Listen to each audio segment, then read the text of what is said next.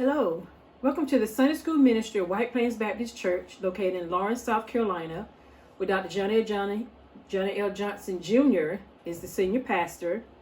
I am Tracy Gambriel Holland, an associate minister and also the Sunday School superintendent. And again, I say welcome.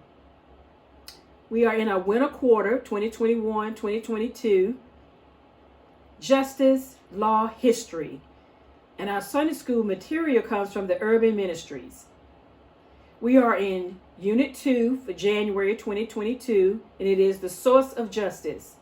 This unit has 4 lessons that focuses on God's justice in the lives of God's people and in the gift of the law.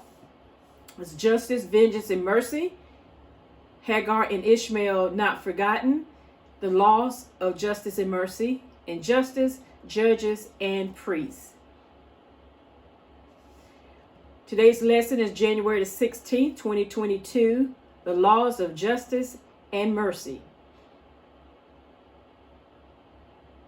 Today's lesson is from the book of Exodus, and it demands justice for all people. And also justice is also for one's enemies. Our Bible background, Exodus chapter 23. Our printed text is Exodus chapter 23, verses 1 through 12. The laws of justice and mercy. Moses is the writer of Exodus, specifically noting that he wrote the first 5 books of the Bible, known as the Torah in Hebrew, and the Pentateuch in Greek, which is also known as the Book of Law. Exodus is a continuation of Genesis, and it lays a foundational theology in which God reveals his name, his attributes, his redemption, his law, and how he is to be worshiped. The covenant code of Exodus is found in chapters 20, verse 18 through chapter 23, verse 33. And these follow the Decalogue, which is located in chapter 20 of Exodus, verse 1 through 7. The Decalogue is also known as the 10 Commandments, noting that a portion of the covenant code addresses behavior towards others and focusing on justice and mercy. Today's lesson focuses on the law called social justice legislation. When we read the law of Moses, it should not be read as a list of do's and don'ts, but they are wise standards of justice. Also, the first set of the Judicial Imperatives is addressed to witnesses in a legal proceeding. In a court of law, before a witness testifies, they are sworn in. They must swear to tell the truth, the whole truth, and nothing but the truth. By doing so, this reinforces the law of perjury. And if violated and proven, it carries a very serious penalty. Particularly, this justice principle of speaking truthfully also extends to our everyday lives and what we say about others, being careful not to gossip about anyone or to slander them. Our lesson aim for change. Remember that God expects believers to care for others. Aspire to be impartial in showing justice and mercy, and practice helping those who are in need. Our key verse, Exodus chapter 23, verses 2 and 3. The New Living Translation reads, "You must not follow the crowd in doing wrong. When you are called to testify in a dispute, do not be swayed by the crowd to twist justice. And do not slant your testimony in favor of a person just because that person is poor." Our outline, there are 4 today. The 5 judicial imperatives, 2 case studies, verse 4 through 6, 5 more judicial imperatives, verses 7 through 9, and the Sabbath year, verses 10 through 12. Verses 1 through 3, Exodus 23, 5 judicial imperatives. Now, these 5 judicial imperatives would be: do not bring false accusation or false report. And this verse here adds to the 9th commandment, and that language is that of in a courtroom setting. Number 2 would be, the second one would be, do not give false testimony, specifically about someone who is guilty, which would help cover up their evil deeds. And 3, do not follow the crowd or majority to do evil. Number 4, as God's people, we are to take a stand no matter how unpopular, especially when the crowd and majority wants to turn away from justice. And the 5th one, do not show favoritism, whether the person is poor or wealthy. Now, these are like courtroom settings, and they are to extend universally.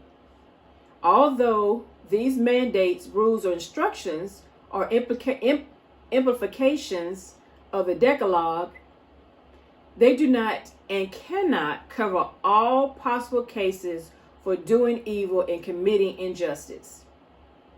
Does this remind you of the insurrection that occurred in 2021 on this nation's capital, with zero evidence and several cases ruled by judges and then thrown out of court? People still believed a lie and followed the crowd. You see, God's people are to be held to a higher standard and must uphold justice no matter how unpopular. So a just child of God must be equitable to all, whether poor or wealthy, and called to speak the truth in love. God does not tolerate injustice among his people. He still calls his people to be holy. How does your view of the poor and wealthy affect any decision you may have to make? The second one, 2 case studies. Now, the first case study here is a just person helping a man whose donkey has strayed. And then the second case study is a just person helping a person whose donkey has fallen under its load. Both of these case studies is helping a man who is either your friend or your enemy. Now, these studies also remind us of the story of the Good Samaritan that Jesus told in the New Testament.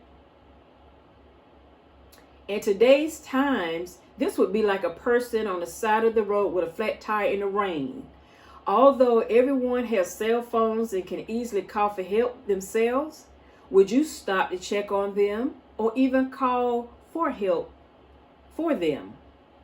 See, you can come up with several scenarios that are possible, but the point here is, would you help your enemy? But before seeing someone as your enemy, you should first look within yourself. Do you have any pent up or unforgiveness in your heart towards someone? Do you have any prejudices against a person because of their race or religion? So if you struggle with unforgiveness and prejudices, these are things you have to go to God in prayer about, seeking for transformation from the inside out. So God's people must offer help whether the person is a friend or foe. And when our testimony is seen, it can win converts because they see God's people being kind and just, even to their enemies. So when have you had an opportunity to help your enemy or a person that you feel is your enemy? Then there are 5 more judicial imperatives, verses 7 through 9. Now, in these verses, the 5 imperatives are: A judge must never falsely charge anyone. A judge must never put an innocent person to death. And no one in a position of authority or a position of power or influence should take a bribe. No one should be judged based on their nationality or ethnicity or religion. And no one should be oppressed because they are foreigners from another country. A bribe. What is a bribe? A bribe is persuading someone to act in one's favor, typically illegally or dishonestly, by a gift of money or other enticements. We live in a society and economy that is so tied up with monetary wealth that it is easy to be tempted to go with the highest bidder, the one who would pay the most for our services or give the best deal. Now, we often associate judges, politicians, police officers, or anyone in the position of power or influences as one who can be offered bribes. But in reality, anyone can be bribed. If you are in a position to make a decision, make sure it is fair and just. Martin Luther King Jr. said it best, that I look to a day when people will not be judged by the color of their skin, but by the content of their character. So God is the judge who will judge the unjust. God will not justify the wicked. And God is personally involved with the lives of his people, and he hears the cries of the oppressed. So have you witnessed justice perverted because of bribes? And our fourth point for today, verses 10 through 12, the Sabbath year. Now, here again is the commandment to observe the Sabbath. Sabbath means to rest, to cease from labor, to settle down, to be refreshed. All of God's creation is allowed to rest and refresh themselves. That's what the Sabbath year was all about. That the land in the seventh year, that the Israelites were to not to plow up the land, but to leave it, and anything that grows on the land all by itself, to allow the poor to glean from it or to reap from it, as well as animals. So all of God's creation, that's animal, people, and the land itself, are to have a Sabbath. It is not just for citizens, but for foreigners. It's not just for people, but for animals. Not just for employers, but for employees. And not just adults, but also children. Now, this is to pause, to catch one's breath, to rejuvenate your soul rather than your body. When we talk about the Sabbath day, it says 6 days you shall work, and on the seventh day you shall rest. And when we look at God's creation, and each day he created something, but on the seventh day he himself rested. So during this time of rest from our usual labor is a time that we can embrace the peace that comes from knowing God. And he will cover our needs. He will give us time to focus on our soul's needs. And it will give us time to reorient ourselves towards God. When we remember God's goal for our lives, we can reset our lives and start living out our faith in him in our communities. So we must always trust and rely on God's grace to provide for our needs.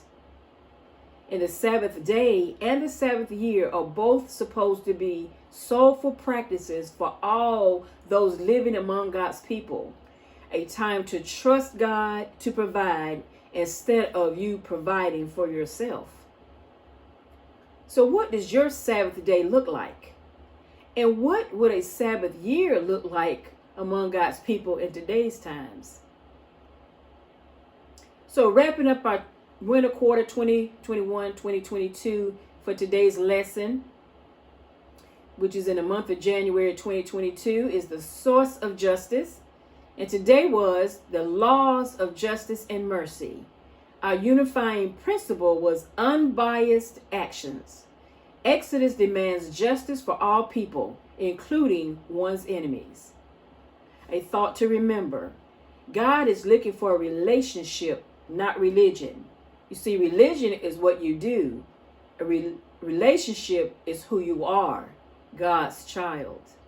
So be blessed, and thank you.